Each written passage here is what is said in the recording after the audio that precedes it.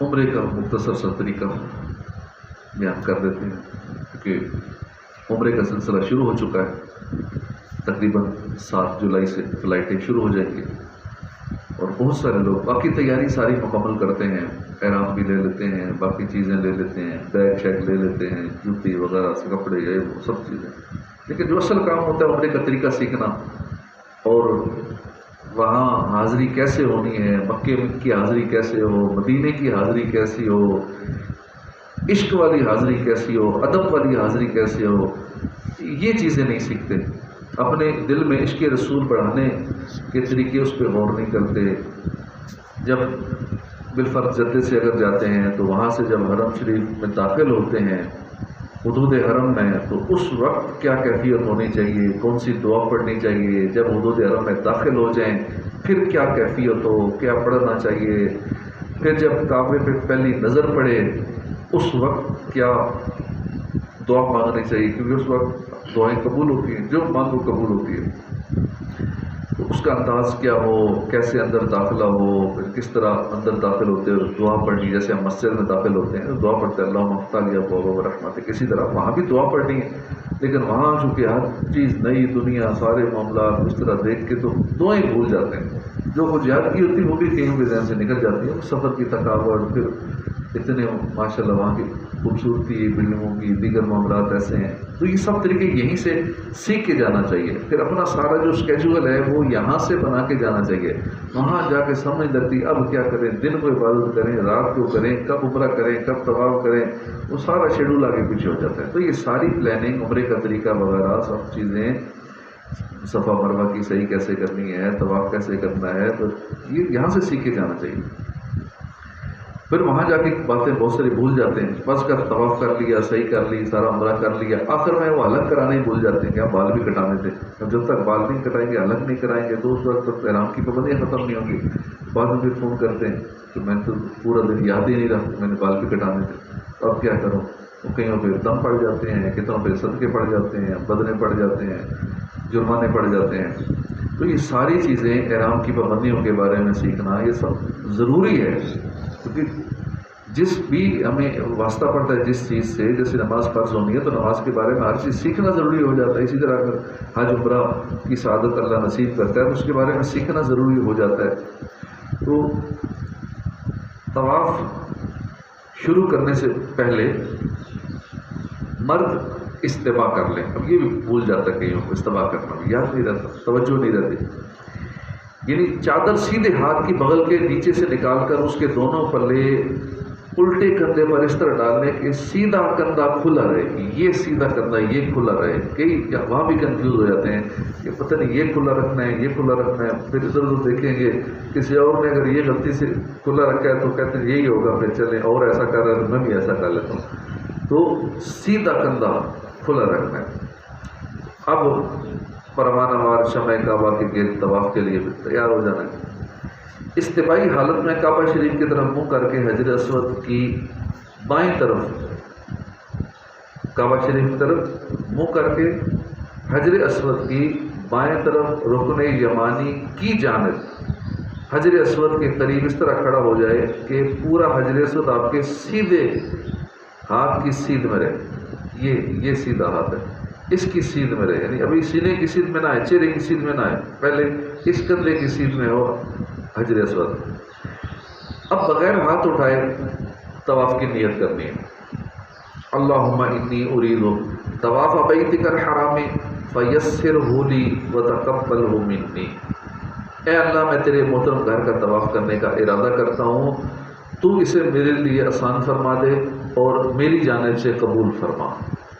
عربی میں یاد ہو تو بہت اچھی بات ہے، نہیں تو کم از کم اردو میں پڑھ لیں، اے اللہ میں تیرے محترم گھر کے طواف کی نیت کرتا ہوں، اسے میرے لیے آسان فرما دے، میری طرف سے قبول فرما۔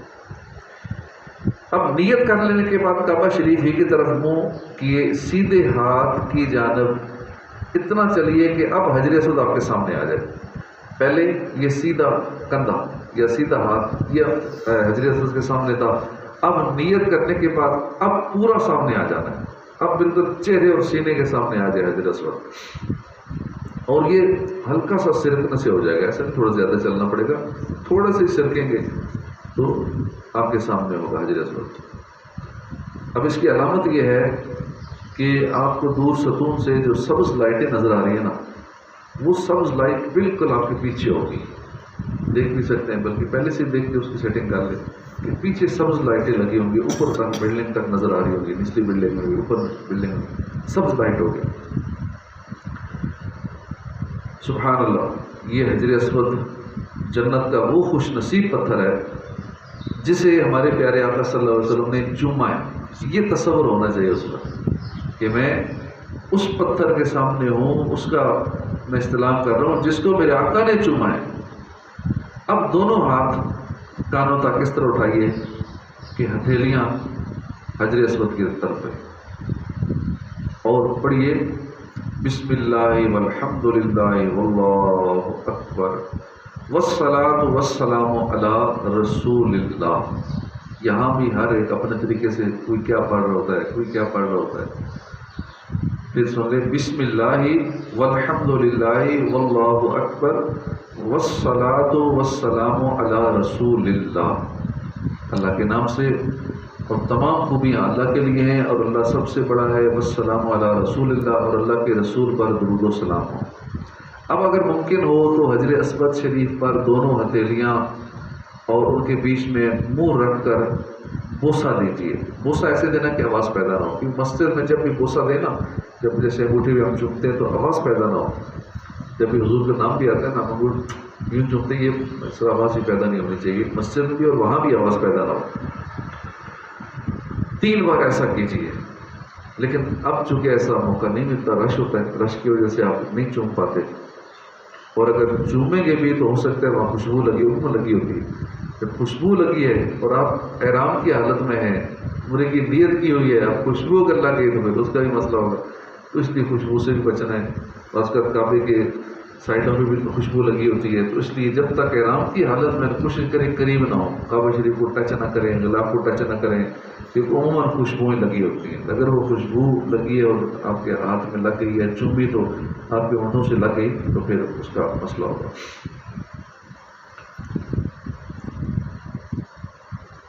3 بار ایسا کرنا ہے، یعنی استلام کرنا ہے۔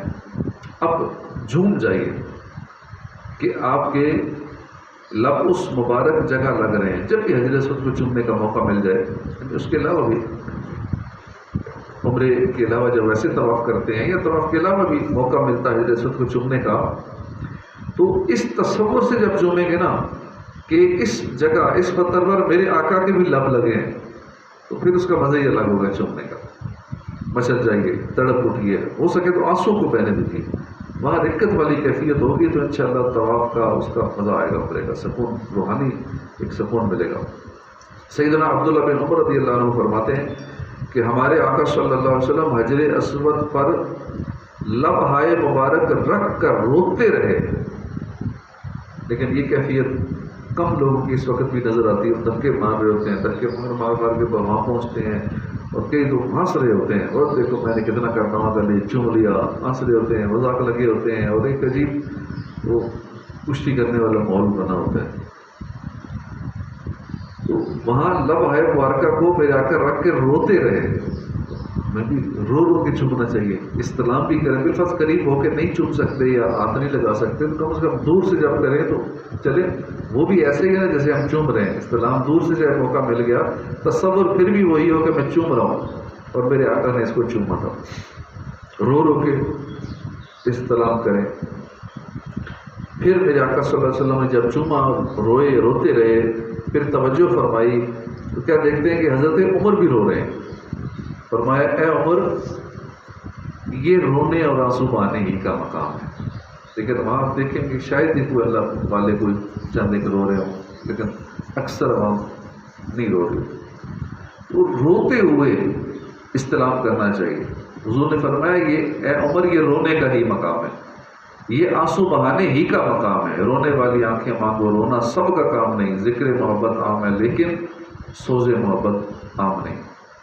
اب اس بات کا خیال رکھنا ہے کہ کسی کو دھکے نہ لگے، اور وہاں پہ قوت کا مظاہرہ نہیں کرنا، وہاں عاجزی اور مسکینی کا اظہار کرنے کی جگہ ہے۔ ہجوم کی وجہ سے اگر بوسہ میسر نہ آئے تو اوروں کو تکلیف نہیں دینی، اور نہ خود دبیں کچلیں، بلکہ ہاتھ یا لکڑی سے حجر اسود کو چھو کر اسے چوم لیجیے، لیکن اب وہ موقع بھی مشکل سے ملتا ہے۔ یہ بھی نہ ہو تو ہاتھ کا اشارہ کر کے اپنے ہاتھوں کو چوم لیجیے، یوں کر کے اپنے ہاتھوں، اب یہاں بھی خیال رکھنا ہے چومنے کی آواز پیدا نہ ہو، ہاتھ کا اشارہ کر کے یوں چوم لیجیے۔ یہ بھی نہ بن پڑے مطلب چھو کر نہیں چوم سکتے تو ہاتھ کا اشارہ کر لیں۔ یہی کیا کام ہے کہ مکی مدنی سرکار صلی اللہ علیہ وسلم کی مبارک منہ رکھنے کی جگہ پر آپ کی نگاہیں پڑ رہی ہیں، اسی تصور سے خوش ہو جائیں کہ میرے آقا نے اس جگہ پر منہ رکھا تھا، وہ لب ہے مبارک رکھے تھے، تو چلو میری نگاہیں اس جگہ پڑ رہی ہیں، اس پتھر کو مجھے نظر آ رہا ہے۔ حجر اسود کو بوسہ دینے یا لکڑی ہاتھ سے چھو کر چومنے یا ہاتھوں کا اشارہ کر کے انہیں چوم لینے کو کہتے ہیں استلام۔ یہ عمل ہے استلام۔ فرمان مصطفیٰ صلی اللہ علیہ وسلم ہے، روز قیامت یہ پتھر اٹھایا جائے گا، اس کی آنکھیں ہوں گی جن سے وہ دیکھے گا، زبان ہوگی جس سے کلام کرے گا، جس نے حق کے ساتھ اس کا استلام کیا اس کے لیے گواہی دے گا۔ اب اللہم ایمانا بک واتباعا لسنت نبیک محمد صلی اللہ تعالی علیہ وسلم، الہی تجھ پر ایمان لا کر اور تیرے نبی محمد صلی اللہ علیہ وسلم کی سنت کی پیروی کرنے کو یہ طواف کرتا ہوں۔ یہ کہتے ہوئے کعبہ شریف کی طرف یہ چہرہ کیے، سیدھے ہاتھ کی طرف تھوڑا سا سر کیے، منہ کعبے کی طرف ہی ہو، سیدھے ہاتھ کی طرف تھوڑا سا سر کیے۔ جب حجر اسود آپ کے چہرے کے سامنے نہ رہے، پہلے ہم نے شروع جب نیت کی تھی تو اس کندھے کے سین میں تھا، پھر تھوڑا سا ہم سرکے تو بالکل سینہ اور چہرہ سامنے آ گیا۔ اب ہم نے جب استلام کر لیا اور یہ پڑھ لیا جو دعا میں نے ابھی پڑھی ہے، اگر یہ بالفرض یاد نہیں بھی ہے تو کر لینی چاہیے، دیکھ کے چلے پڑھ لیں، یا کم از کم اردو میں ہی پڑھ لیں، اس کا ترجمہ ہی پڑھ لیں۔ یہ کہہ کے اب تھوڑا سا اور سرکنا ہے کہ ہمارے چہرے کے سامنے نہ رہے حجر اسود، اور یہ ہلکی سی حرکت کریں گے تو ہو جائے گا۔ اب ٹرن ہو جائیں، اب یوں رائٹ سائڈ پہ ٹرن ہو جانا ہے، مثال طور پہ یہاں اگر کب ہے منہ ہم نے ادھر کیا ہوا، اب یوں پھیر جائیں گے، سیدھے ہاتھ کی طرف مڑ جائیں گے۔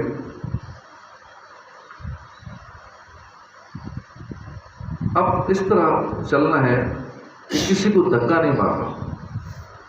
مرد ابتدائی 3 پھیروں میں رمل کریں گے، رمل کرتے چلیں گے، یعنی جلدی چلیں گے اور چھوٹے چھوٹے قدم رکھیں گے۔ وہاں رمل بھی ہر بندہ اپنے انداز میں کر رہا ہے، کوئی دوڑ رہا ہے، کوئی ایک دوسرے کو ایسے کوہنیاں مار رہا ہے، لگے ہوئے ہیں دوڑنے میں، کسی کو تکلیف ہو رہی ہے، کسی کو تکلیف ہی نہیں دینی، کسی کو کوہنیاں نہیں مارنی، چھوٹے چھوٹے قدم رکھتے ہوئے کندھے ہلاتے ہوئے چلنا ہے، جیسے بہادر لوگ کبھی لوگ چلتے ہیں اکڑ دکھانے کے لیے کافروں کو، اس انداز میں چلنا ہے، سینہ چوڑا کر کے کندھے ہلاتے ہوئے اور قدم چھوٹے چھوٹے، یہ انداز مردوں کے لیے۔ بعض لوگ کچل رہے ہوتے ہیں، کود رہے ہوتے ہیں، دوڑ رہے ہوتے ہیں، یہ سنت نہیں ہے۔ اور جہاں رش زیادہ ہو نا، اب وہاں رمل بھی نہیں کرنا، دوسروں کو تکلیف جہاں ہوتی ہو وہاں رمل چھوڑ دیں، ترک کر دیں، مگر رمل کی خاطر رکیے نہیں ہے کہ اب رش پڑ گئے اب میں رک جاؤں، پھر جب لوگ آگے پیچھے ہوگے پھر میں رکنا نہیں ہے، چلتے رہیں۔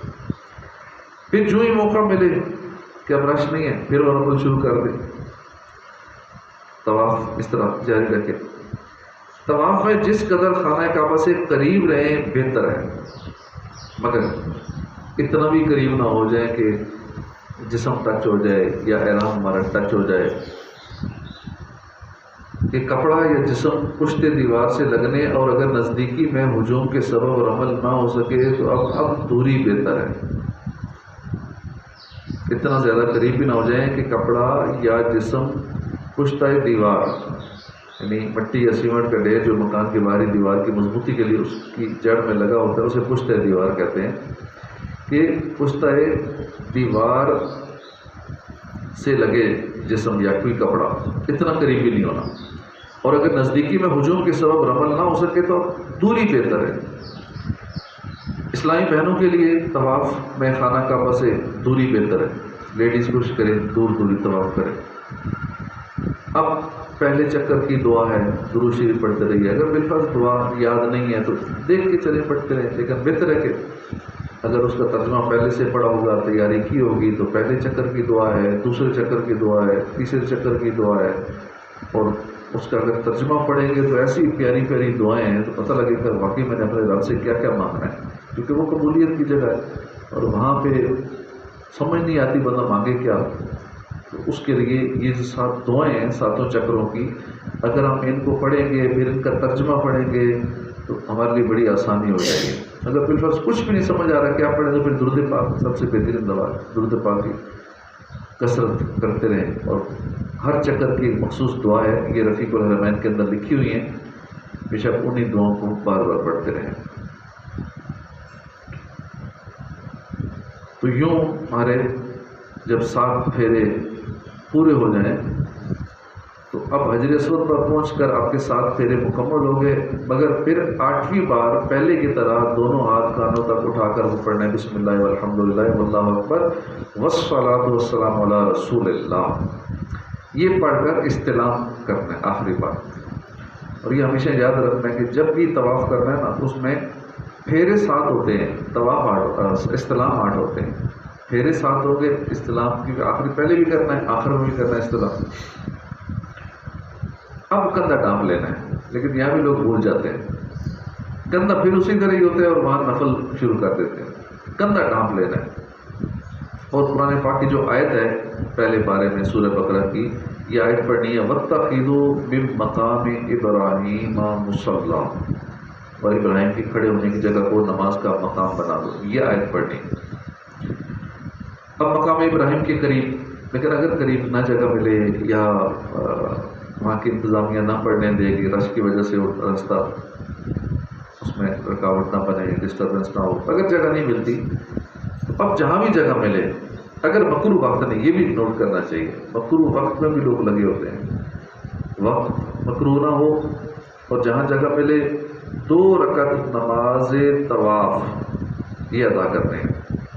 پہلی رکعت میں سورہ فاتحہ کے بعد سورہ کافرون پڑھنی، دوسری میں قل هو اللہ شریف پڑھنی.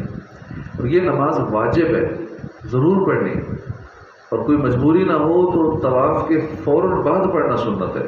یہ لوگ کہتے ہیں تھک گئے ہیں چلو طواف کر لیا ہے اب باہر سے چلتے ہیں، کھا پی آتے ہیں کچھ یا تھوڑا ریسٹ کر لیتے ہیں، پھر فوراً بعد پڑھنا سنت ہے. اکثر لوگ کندھا کھلا رکھ کر نماز پڑھتے ہیں، یہ مکروہ ہے. کندھا ڈھانپ لینا چاہیے، اب طواف پر احرام پر کر لینا چاہیے. یہ صرف اس طواف کے 7 پھیروں میں ہے کہ جس کے بعد صحیح ہوتی ہے. یہ کندھا نگہ رکھنا اس طواف میں ہے کہ جس کے بعد صحیح کرنی ہے، یعنی صفا مروہ کے جب چکر لگانے ہیں اس صورت میں. اگر وقت مکروہ داخل ہو گیا ہو تو بعد میں پڑھ لیں، لیکن پڑھنا ضرور ہے. مقام ابراہیم پر 2 رکعت ادا کر کے دعا مانگی. حدیث پاک میں ہے کہ اللہ پاک فرماتا ہے جو یہ دعا کرے گا اس کی خطائیں بخش دوں گا. اب یہ بڑی اہم دعا ہے، لوگ اس سے محروم ہو جاتے ہیں، توجہ نہیں ہوتی ہے، یہ روایت نہیں پڑھی ہوتی، جس وجہ سے وہ کئی چیزوں سے، کئی بڑی بڑی سعادتوں سے محروم رہ جاتے ہیں. جو ہمیں خوشخبری سنائی گئی اس دعا کے اندر، یہ مقام ابراہیم پر 2 رکعت نفل پڑھ کے یہ دعا پڑھنی ہے. حدیث پاک میں اس دعا کے بارے میں اس کے فائدے کیا لکھیں؟ جو یہ دعا کرے گا اللہ پاک فرماتا ہے میں اس کی خطائیں بخش دوں گا. ہر بندہ چاہتا ہے اللہ مجھے بخش دے، ساری غلطیاں بخش دے. غم دور کر دوں گا، محتاجی اس سے نکال لوں گا، ہر تاجر سے بڑھ کر اس کی تجارت رکھوں گا. دنیا ناچار اور مجبور ہو کر اس کے پاس آئے گی اگرچہ وہ اسے نہ چاہے، یعنی دنیا سے مال و دولت سے دور بھی رہنا چاہے گا نا، پھر بھی مال اور دنیا اس کے قدموں میں آئے گی. یہ اس دعا کی برکت ہے، ہر دفعہ کر لینی چاہیے. دعا کیا ہے؟ وہ ہے مقام ابراہیم کی دعا. اگر تو یاد ہے